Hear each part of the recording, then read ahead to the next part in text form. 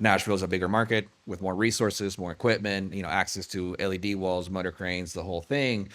But when investors look at the black and white numbers on a sheet of paper, they just say, but Kentucky gives me 35% back in my investment, Right. Or Georgia, our other neighbor, says, oh, they give me this much back in my investment. And at the end of the day, filmmaking is a risky business. And unfortunately, that's how they see it. That's a small, safe way to make sure they're not completely losing out. So unfortunately, that movie did go to Kentucky, but then where did all the resources come from? They had to come from Nashville, Right. Because we were the bigger production hub or the closest production hub. I mean, Kentucky has great crew and equipment and everything, but Nashville, it's just a bigger market, and there's more options, there's more of it. Welcome to Chasing the Same Sun, Adventures in Global Filmmaking. I'm Lagan Sebert, one of the founders of Hometeam, and today we're talking with Diego Cacho, a filmmaker based here in Nashville, Tennessee. Thank you to all the folks from ARC Studios and Nashville Production Week for having us. Diego Cacho is a Nashville-based cinematographer and sometimes director with roots in Mexico City, where his journey in visual storytelling began. Bilingual in Spanish and English, Diego brings a multicultural perspective and a unique artistic sensibility to every project. With more than 5 feature films under his belt and a portfolio that includes many commercials, music videos, and branded content campaigns, his cinematic visuals resonate across diverse audiences. Thank you all for being here. Definitely excited to have the first ever live recording of our podcast, Chasing the Same Sun, Adventures in Global Filmmaking. It's our podcast with Hometeam. And today we're talking with Diego Cacho, who is one of our favorite filmmaking partners here in Nashville. Thanks so much to Nashville Production Week and ARC Studios for being here. Been blessed to work with Diego on a number of projects with folks like Tecovas, Thomas Rhett, Maluma, and Ted, from TED Talks. Not Ted, an actual person, but you guys know what I mean. Anyhow, one of the things I love about working with Diego is, he's got an amazing eye and brings that cinematic flair with, while also being able to keep the vibes on set good, which is always of utmost importance to us, especially at Hometeam. So Diego, thanks for being on the podcast. Thanks for having me. And thank you everybody for showing up. 10 minutes ago, there was nobody here and I was feeling calm. Now the nerves are up. So yeah. Well, yeah, let's get into it. So, first off, I just want to start a little bit with your origin story and just, how'd you get into filmmaking, and can you just tell us a little bit about that? Yeah, I mean, I'm one of those kids that it's a long story. Born in El Paso, grew up in Mexico City, lived in Canada for a little bit of time, in Austin, Florida, now here. But the way I got into filmmaking really was, Jackass. Really, it was watching Jackass and seeing these crazy guys getting hurt on camera and thinking it was hilarious. And me and my friends just wanted to do that, get hurt on camera. And it was also the early stages of YouTube. YouTube had just come out. So we were like the prime age of film it and put it online. So we definitely got together, and that was my first exposure of grabbing a camera, shooting it, learning how to edit, put it up on YouTube. I'm sure you can find it somewhere still. But yeah, I mean, that was basically it. And then it sprung into school, doing projects at school. And then eventually me and my best friend growing up, Alex Kawam, who's now also a director in LA, we both decided, this is the path we want to do. And we thought everybody was the same. And until we figured out everybody doesn't know what they want to do. We were actually the weird ones for knowing exactly what we wanted to do with our lives. But yeah, I mean, yeah. And was that in Mexico City when you were making all those videos and stuff? Yeah, that's right. Mexico City. I mean, I'd love to hear a little bit more about that, just because, Mexico City's got such a vibrant, filmmaking community now as well. Yeah. Did you experience that, or was it just you guys just doing your own thing? It was us doing our own thing, but it became prevalent when I was growing up and when I was in high school, looking to what to do with my life. Where am I going to go to college? How am I going to start working in this industry? Mexico wasn't a viable option because really the industry was almost non-existent. You had your unicorns like the Cuarons and the Ñarritus and the Chivos and all of them, but really there was not very much production happening. That came after my time, and now I'm over here in the U.S. thinking, oh man, I should go back there because they're actually killing it over there.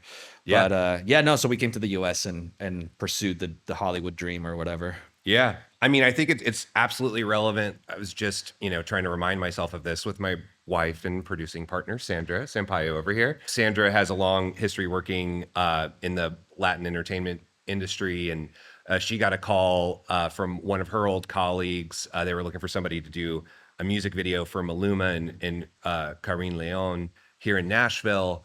So instantly we're like, yeah, no problem. We can help you out with that. And then I'm like, oh man, we need bilingual crew in Nashville. And I just started making calls. And I think, instantly a few people were like, you need to talk to Diego. And I was like, oh, I don't know Diego. But that's what led me to you for the first time.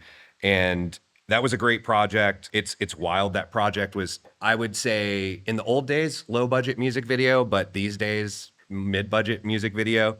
But it's got almost 1 billion views on YouTube. Yeah. But relatively scrappy one-day shoot. I don't know, any like memories from that or anything that you want to talk about there? Yeah, it's so funny because when you guys said Maluma, I instantly knew who that was because as a Latino, I know exactly who that is, and it's like soccer, Yeah. Everybody else in the world is aware and loves it, and then here it's like its own little island. They have no idea. But, anyways, the biggest thing I remember about that shoot was Tess, our great director.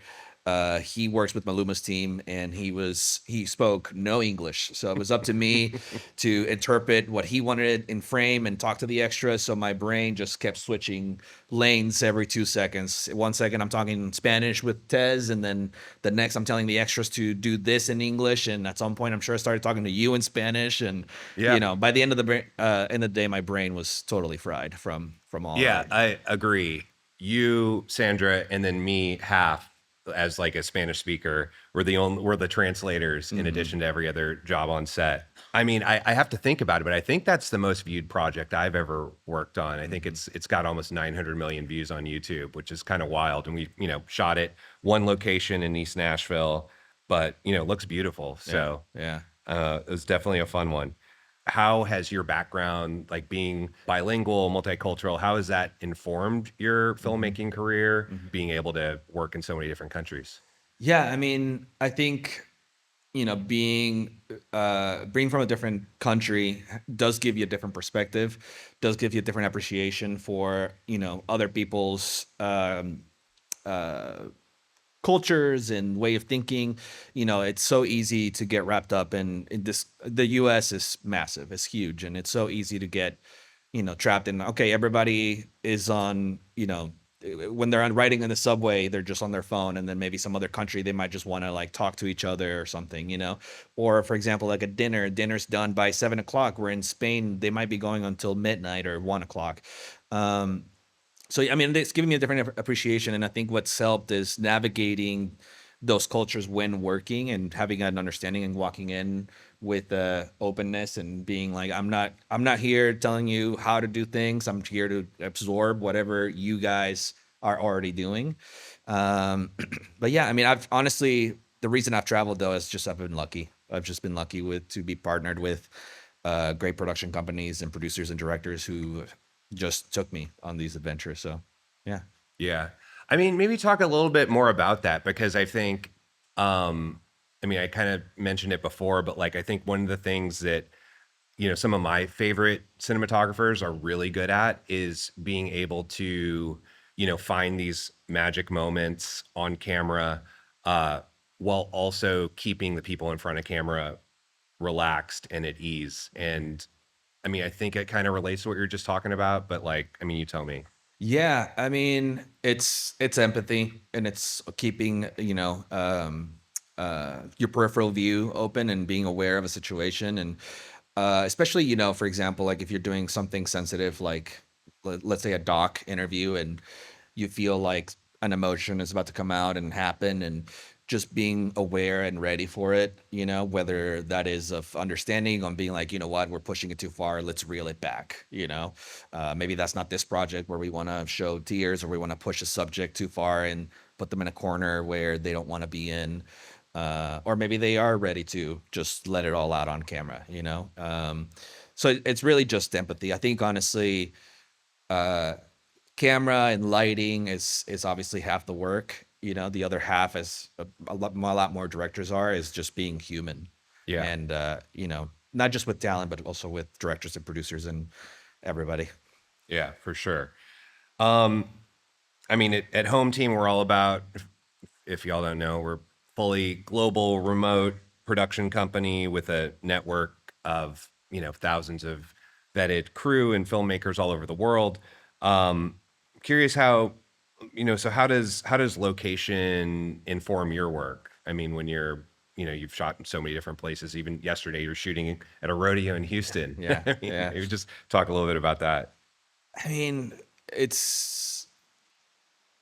think it goes for anything that anywhere you're shooting, whether it's here in Nashville or you're shooting wherever in Argentina or Jordan. And you never want to make a space look inauthentic.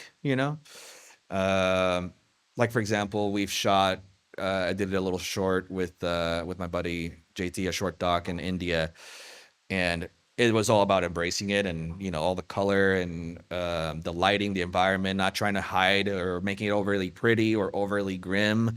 It's kind of like a um, just trying to be faithful to the Yeah. space, as well as obviously on the DP side, you could just be like, oh yeah, nice little backlight, and just shoot it against this way because it looks better. But at the same time, uh, at least when you're dealing with that kind of stuff, it's just being authentic to the place. Yeah. Yeah. Maybe a side note, but I mean, I'm just asking you because I'm curious about it. But like the way that these cameras, the camera technology has changed recently.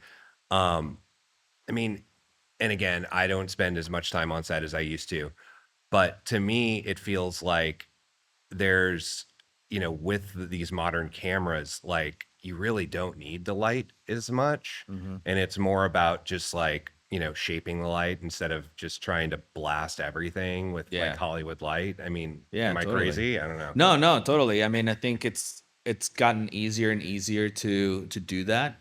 We were just talking about, like cameras like the FX3. It's a cheap camera. Most people can buy it, and it's a camera that allows you to just go out there and shoot it. And it's more about, okay, turn this thing off and put something else over here, and that's it. It allows you to be more nimble and flexible, and um, even shoot things that you wouldn't even think of, like at night, for example. Yeah. But yeah, I mean, it's the resources of being able to do those types of things have definitely like gotten easier. Yeah. So I wanted to maybe like shift for a minute to kind of talking about state of Nashville production, which is, I know one of the big themes here. Um, I'll give you a little bit of my perspective, and would love to just see what you think. So like, I'm from Nashville, born and raised. Left in '99, came back in 2020. But even when I was working as a producer and director up in New York from like 2010 to 2020, I was doing a lot of production here in Nashville. And say that period from like 2010 to 2020, my experience was in Nashville, the bread and butter was music videos, right? A lot of music videos. He had active CMT, a lot of music related content, which just kind of kept, it was like the steady drumbeat of production in Nashville. And then, there was like this ancillary stuff where like you'd get your occasional commercial, and which, at that time was, I wasn't doing that stuff anyhow. Um, but now it feels like it's flipped. And I'm just curious, can you just talk about, I think, I know you've been here about 10 years, working in production. Like, can you just talk a little bit about how you've seen the industry change? Yeah, I mean, when I first moved here a little over 10 years ago, I remember Googling production companies in Nashville and what are they doing? Who are they working with? And back then, at least it appeared to me there was like three main production companies in town doing the Taylor Swift music videos and the Justin Bieber and the Tim McGraw and whatever. Um, and it was mostly music related, and I think it's obvious we live in the music city. Uh, and back then, those videos were actually, they had decent crew. Maybe it's a 1 day, maybe it's a 2 day. And over the span of this decade, I have seen the decline of music videos. I think labels have stopped seeing the value in them. I think kind of that's short-sighted in my opinion. It's kind of hard to quantify one to one. Like, okay, if I spend $100,000 in a music video, I'm gonna see that in ticket sales for a concert. I think you never know who's gonna discover that first, that video first, and that person might be motivated by discovering more about the artist and, oh, let me listen to this music and becoming a fan. But yeah, I mean, it's become a less and less um, important to labels to generate videos. Now it's become more about generating content for the social media. They turn into music videos, turn into visualizers, and then most of them now are just doing vertical content, which is, uh, it sucks, but it opens doors for other people. What really the hardest part has been is just diminishing in budgets. It's been, here's an amount of money, here's how creative can you get with that, and then it's, us as creatives have been pushed to be still can remain creative and still remain resourceful, but with less and less. And I think there's going to be a breaking point, and I think we're near it of, how much is too much to ask. And I think until the quality of those things start going down and those things matter to them, it's not going to change. But as far as Nashville as a community and as a whole, I think the shift is everybody's been seeing the Titanic in the music industry. So a lot of people, wherever they can, pursue commercials, myself included. And I think there's been a lot bigger shift to pursue that and to bring in more budgets and to bring in more commercial production here in Yeah. town. And a lot of it's still music related. A lot of it is still like, okay, a Chevy commercial, but it has whoever Right. on it, I think that's still going to be always a part of this town, but you know, Yeah. And definitely from where I sit, seeing this similar things where it's like your standard music videos are not getting healthy enough budgets for full production. mhm, But what you are seeing is you're seeing a lot more brands step in and doing music related campaigns with mhm, artists. I don't know if that's filling the hole, frankly, but it's for somebody like me who produced, 100, 200 music videos, mhm, between 2010 and 2020. um, I've produced, I don't know, 3 in the last 3 years, yeah, but we have done, higher budget music related branded content. Yeah, I mean that's definitely what I'm seeing as well. The other thing, just talking about like production in Nashville, I guess let me ask you a question first. When we talk about like narrative and entertainment and TV, has that how have you seen that change, and have you been doing more of that yourself? yeah. I mean, I've shot 6 or 7 features, and I think only 2 of them have been in Nashville. It's always been a follow the money. I just did one in January, and the production was considering shooting it in Nashville. Nashville is a bigger market with more resources, more equipment, access to LED walls, motor cranes, the whole thing. But when investors look at the black and white numbers on a sheet of paper, they just say, but Kentucky gives me 35% back in my investment, Right. or Georgia, our other neighbor, says, oh, they give me this much back in my investment. And at the end of the day, filmmaking is a risky business. And unfortunately, that's how they see it. That's a small, safe way to make sure they're not completely losing out. So unfortunately, that movie did go to Kentucky, but then where did all the resources come from? They had to come from Nashville, Right. because we were the bigger production hub or the closest production hub. I mean, Kentucky has great crew and equipment and everything, but Nashville, it's just a bigger market, and there's more Right. options, there's more of it. But so it's unfortunate that we have all these resources and that we don't have a bigger footprint in the narrative space, because we're totally capable of. The crews here are amazing, the gear here is amazing, the talent here is amazing. So, it's a shame that there's not more of it. Yeah, I mean, I think that's probably one of the themes of that I've been hearing the last few days, and love to, thank you to National Production Week to like getting a lot of people in the same room, and would love to figure out how we can like get more organized about trying to figure out how we solve this, because you're right. It's like, you're shooting a feature in Kentucky, but everybody's coming from Tennessee anyhow. I mean, we're Music City, USA. We're like, one of 4 entertainment hubs in the United States. Mhm. And, the fact that we can't bring more, film and TV here is kind of a criminal, in my Yeah. opinion. Yeah. I mean, the geography is the same. Like Atlanta and Kentucky and Nashville are very similar geographically. You can have the same type of looking houses that you can on Yeah. either one. The weather is almost very similar as well.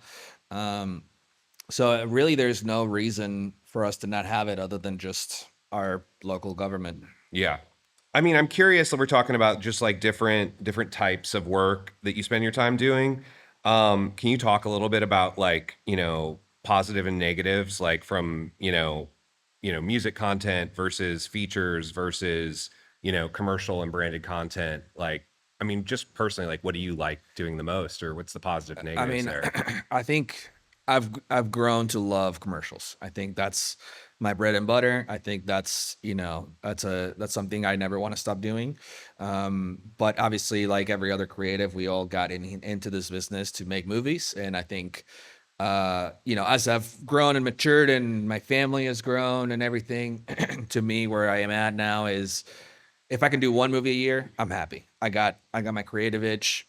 The inner artist in me is happy. Not that there's no art in commercials, but movies are, time consuming. They suck the life out of you, and especially if you have a family, it's hard.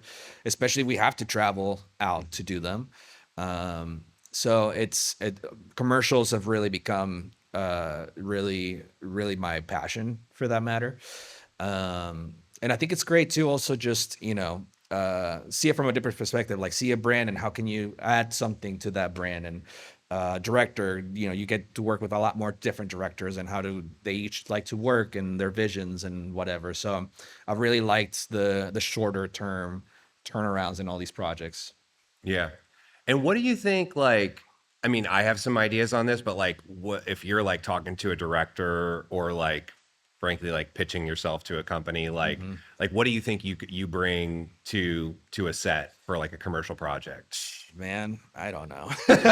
I don't know why they pick me. Honestly, it's just vibes. Yeah. There's so many good DPs and out there. I mean, there's probably a lot of them in here. It's you know, it's hard. We were talking earlier. It's gotten easier and easier to make pretty images. So I think it becomes an edge of, you know, I think when you start is how hard a worker are, Hmm. and you want to learn and you want to network and you want to meet people. But I think at the end of the day, I've been in those conversations where people are planning out a shoot and a travel shoot, especially, and they're like, I don't want to take that guy because I don't want to spend 24 hours with that person. Yeah. And that person not knowing they lost a job with just because maybe they're just not liked by that person, or they're a little, odd or whatever, whatever the reason is. But I think it's just, having a good attitude and having the mentality of just trying to make a project better, even if everything is working against you, whether that is budget or client or whatever, still having the hunger to make something better, just being somebody fun to hang around with. Yeah. I mean, that's definitely, I think we all kind of got into this, especially when you talk about production, because I mean, it is fun, like in the good, Mhm. it's not always fun. But, you know, um, I think about like music videos, especially like I've spent a lot of time making music videos, and I always, especially if I'm directing the top of a music video, I always like to say like if we're not having fun, we're not doing our job, Yeah. right? Yeah. Like there's something wrong. Like, the pre-production is not always fun, post-production is not always fun.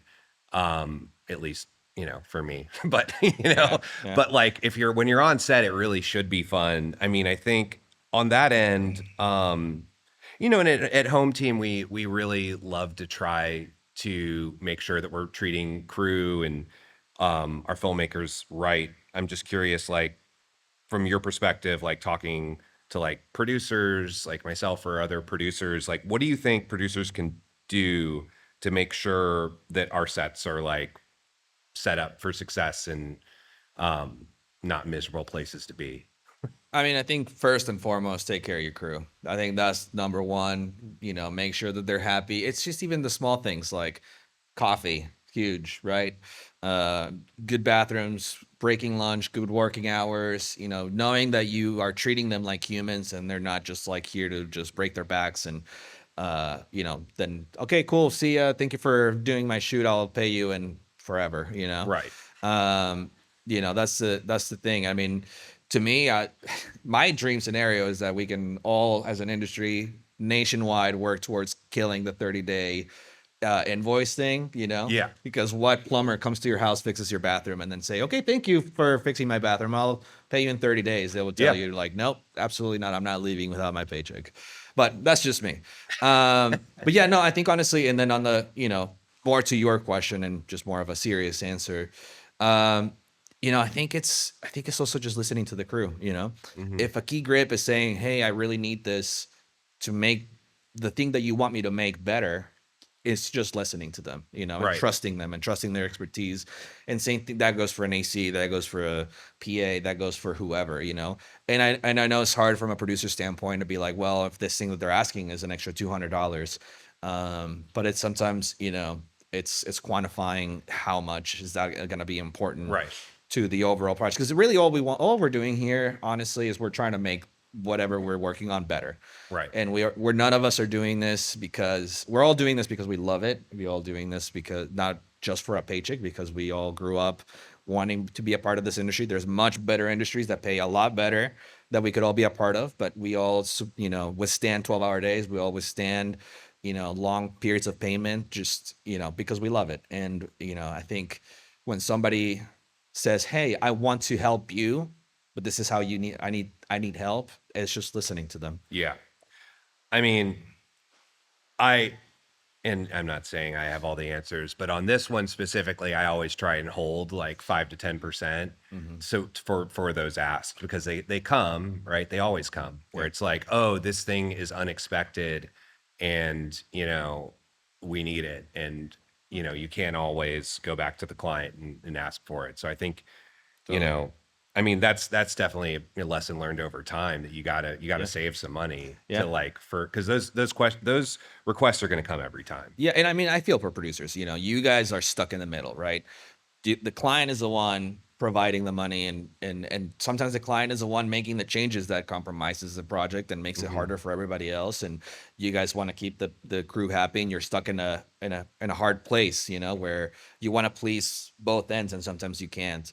And I think that's where I think honestly producers, the producers that we love to work with are the producers that at least, even if they don't give us the thing that we asked for or whatever, at least make us feel like we're on the same team. Like, I feel you, I hear Hmm. you, I'm here to make your life easy too.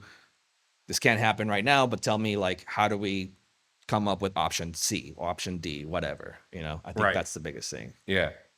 That's great. So if you were trying to convince somebody to do a production in Nashville, I'm just curious, like, how would you try and convince them? To come here, Yeah. man.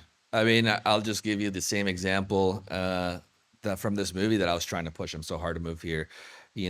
I think apples to apples, I think the people in Nashville are super hardworking. I think you're not gonna find people with better attitude, because a lot of us here don't come from the long narratives or the long shows, and most of us are not jaded yet. We're all hungry to make things better, and I think it's a town that cares. Yeah, and it's also, I mean, again, from my perspective, especially somebody who I would say, a small minority of our productions are here in Nashville. I mean, very, very small, maybe like 2% of what we do is Hmm. here in Nashville.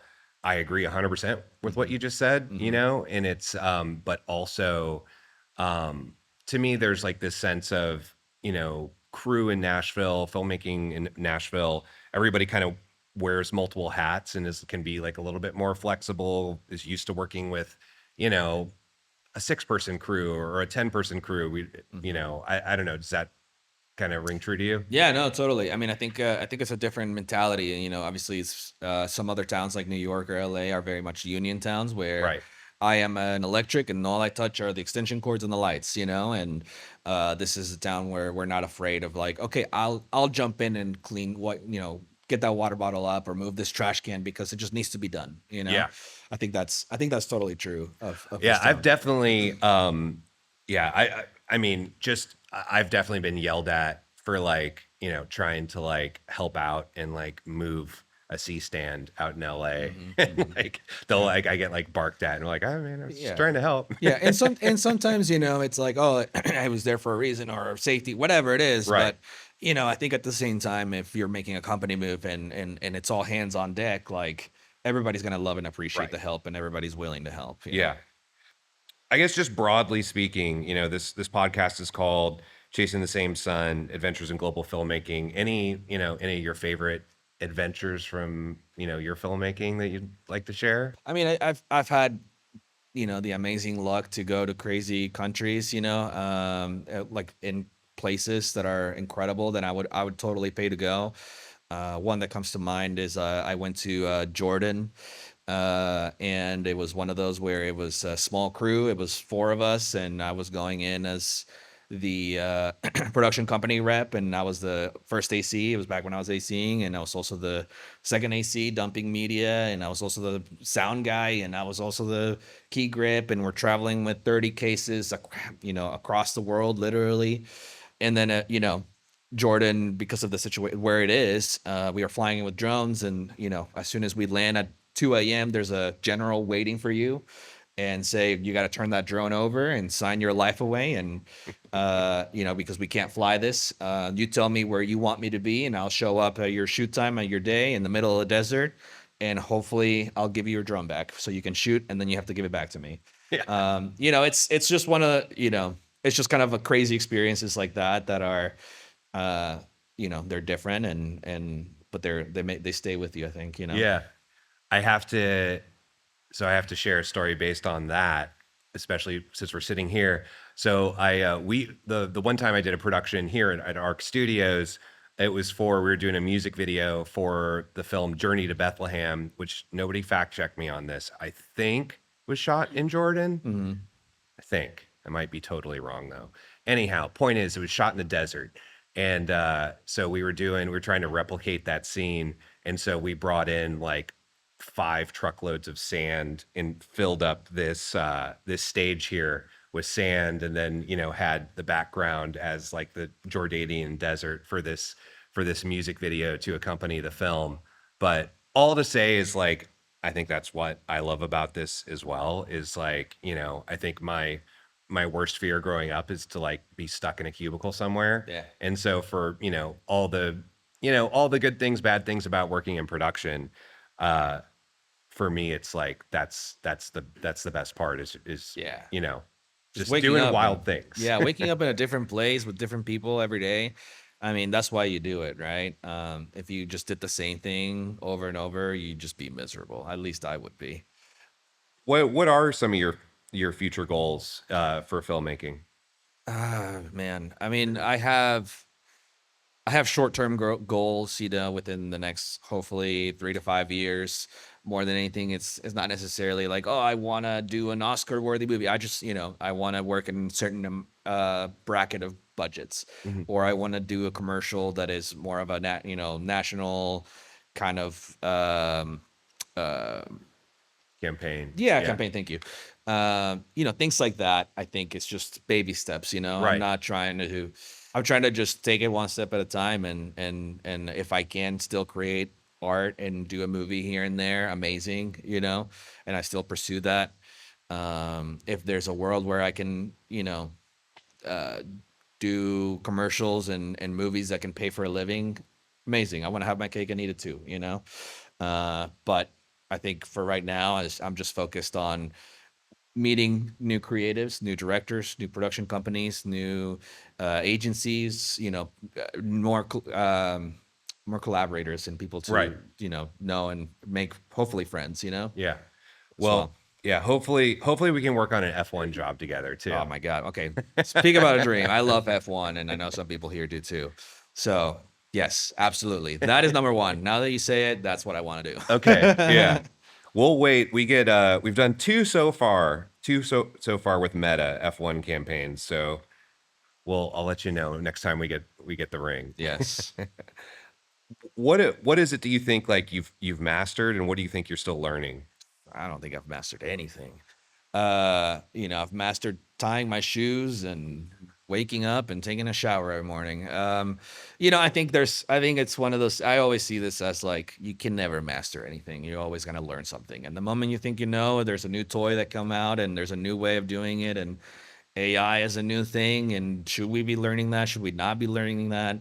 I think it's a it's a never ending thing, and I think that's a part of it that makes it exciting. It's the constant learning and constant discovery of things, and the more reps you get, you find different ways of doing it, be more efficient, be faster, be better. In different approaches too. I think there's never going to be a single way of doing a shoot. Hmm. Every person is different, so I think that's the best way of doing it. I mean, and I think something I can be better on is, and this is my kryptonite, is I'm terrible at outreach. Like, and I am the worst person at hitting somebody up on Instagram and be like, hey, nice work. We should grab coffee, and not sounding like a creep. And when I do that with my wife, I tell my wife, like, she's like, what are you doing? And I'm like, I'm flirting online. Hold on. Yeah.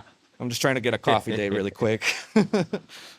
Yeah, but at the same time, it's like I feel like the best DPs are the ones who haven't updated their website in like 5 years Yeah. because they don't have time. Yeah.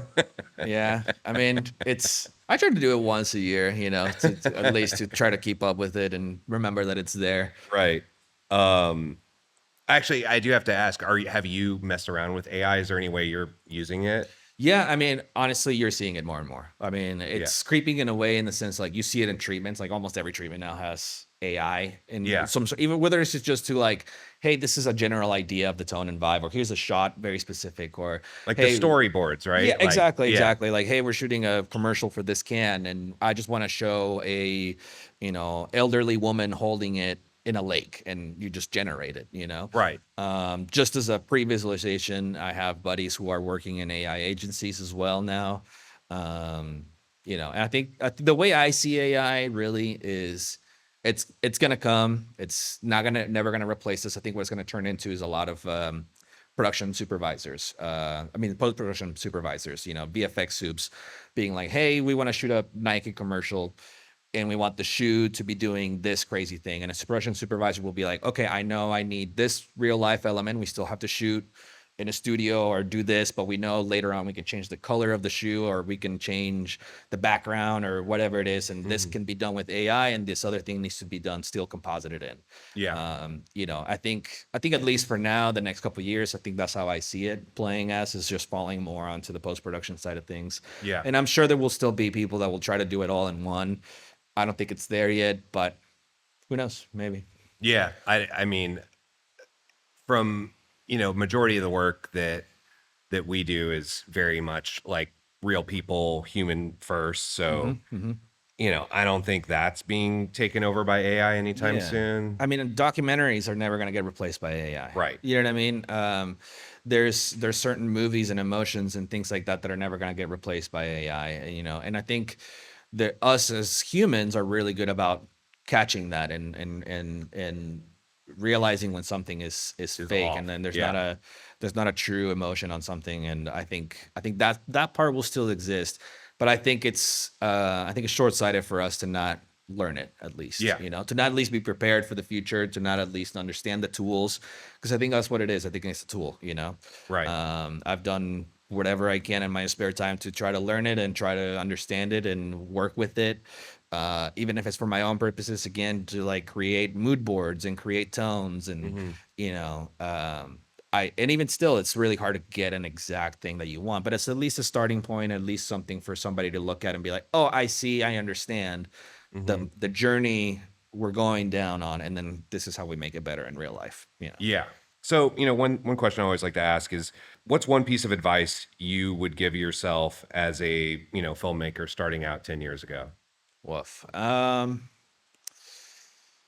don't know. I mean, I've been I've been fortunate to have the career and the life that I have. I'm very grateful for that.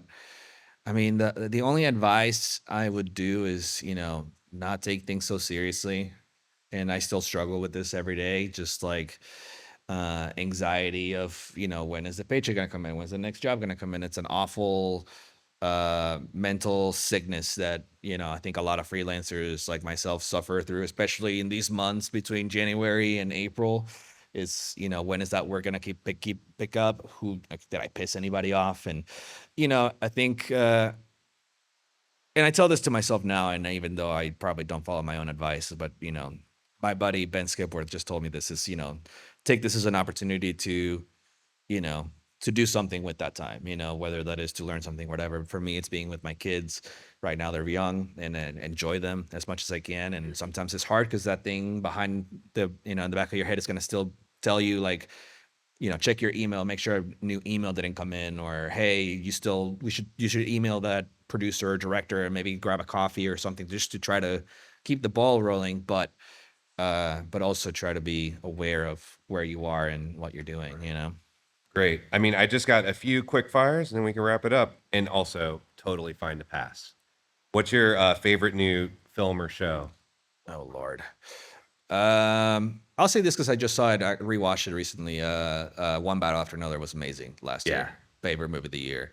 And also, admittedly, F1 was incredible because, I mean, that movie is made for me and every other geek that loves F1. So, Is there any director you'd love to work with, here in town or just in general? Could be anybody.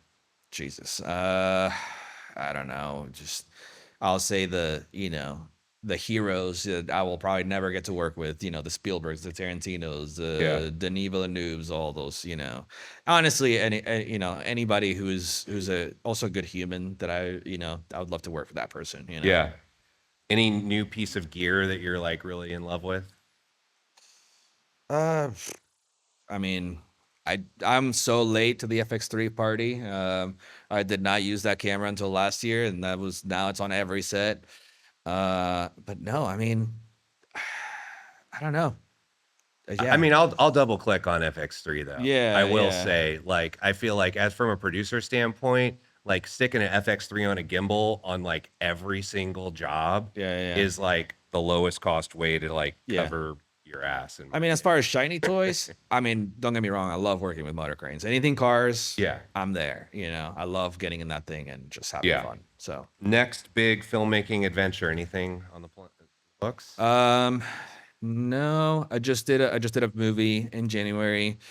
The same director who I just did that movie is my lifelong friend, who now he became a director and he's doing movies, and he's gearing up for another one. He's working on, I don't know how much I can disclose or not, but it's a much bigger budget one. He wants to shoot in Spain and Bulgaria and all these other places. So he's in the process of finishing the financing for that, and hopefully that happens, and I'll be there for it. That's So, great. Yeah. All right. Well, yeah, Diego, thank you so much for doing this with us. Thank you guys. If you want to learn more about Diego or what we're up to at Home Team, check out the links in the show notes.